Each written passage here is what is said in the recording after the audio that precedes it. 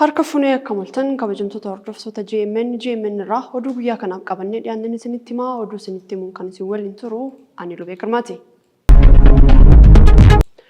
Pirezidaantiin Taayyee Asqasillaaseen injifannoo Itoophiyaaf kanneen wareegama kaffalan hundi yaadatamuu fi kabajamuu qabu jedhan. Injifannoo Itoophiyaatiif kanneen wareegama kaffalan hundi yaadatamuu fi kabajamuu qabu jechuudhaan pirezidaantiin Federii Taayyee Asqasillaaseen himanii jiru. Guyyaan yaadannoo gootota Itoophiyaa waggaa 84ffaan Finfinnee Daalattiitti kabajamaa kan jiru yoo ta'u, gootota irraa jaalala biyyaa, gootummaa fi garlaafummaa baranna jechuudhaan pirezidaantii Taayyeen himanii jiru. Guyyaan wareegamni jabaan itti kaffalame kun bifa Itoophiyaa madaaluun kabajamuu akka qabu sirna kabaja guyyichaa irratti kan argaman pirezidaantii Federii Taayyee Asqasillaaseen ibsanii jiru. Guyyaa jechuunis eebila 27 guyyaa gootota 84ffaan haala ho'aa ta'een kabajamaa jira.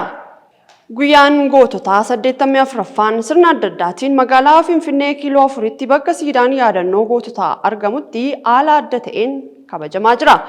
Sirna kana irrattis pirezidaantiin Waaldaa Goototaa fi qabsaa'ota durii Itoophiyaa Lij Daani'eel Jootee Masfin, loltoonni durii, maatiin loltoota durii fi hooggantoonni mootummaa argamanitti kabajamaa jira. Fe'umsi alaa Itoophiyaa dhibbeentaan 14 guddachuutu ibsame. Fe'umsi alaa Itoophiyaa bara kana qofaa dhibbeentaa 14 guddachuu Ministeerri Geejjibaa fi Loojistikii ibsee jira. Kan bara darbee yeroo wal fakkaatuun yoo madaalame fe'umsi alaa Itoophiyaa bara kana dhibbeentaa 14 guddachuu Ministeerri Deetaan Ministeera Geejjibaa fi Loojistikii Dhangee Boruun ibsanii jiru. Fe'umsa alaa fi galii caalmaatti guddisuuf hojjete hedduun hojjetamuu heeruudhaan damee loojistiksiitiin bu'aan jajjabeessaan galmaa'uunis dubbatanii jiru. Baatii tokko keessatti bunni tooniin 40,000 ol konteenaraan geejjibsamaa jiraachuu himanii jiru. Kabajamtoota daawwattoota keenyaa oduu biyya alaatti gaafa dabarru Israa'el Kaataar fakkeessaadhaaf gama lamatti taphatti jechuudhaan qeeqee jira. Israa'el biyya ijoo wal dhabdee Israa'elii fi Hamaas jaarsummaan araara buusuudhaaf hojjetaa jirtu Kaataar fakkeessaaf gama lamatti taphatti jechuudhaan qeeqxee jirti.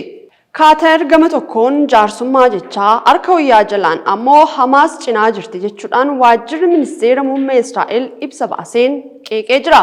Kaataar gama isheetiin ibsa kanaan kan baay'ee nama aarsu jechuudhaan koffiftee kan jirtu yoo ta'u, jaarsummaa Masrii fi Kaatariin waliigalteen dhukaasa dhaabuu akka taasifamu carraaqqii taasisaniin Israa'el yookaan Hamaas yaadawwan murteessoo ta'an fudhachuu irratti fedhii qabaachuu isaanii kan agarsiifne yoo ta'u, waliigaltee irra gahuu dhabuu isaaniitii fi sababni walii isaanii ta'uudhaan komatamanii jiru. Kan daawwachaa turtan GMN irraa oduun guyyaa kanaaf qabannee dhiyaanne kana fakkaata. Yeroo gaariin waliin qabaattaniif ulfaadhaa jechaa GMN irraa qophiilee hafan waliin turtii gaarii qabaadhaa.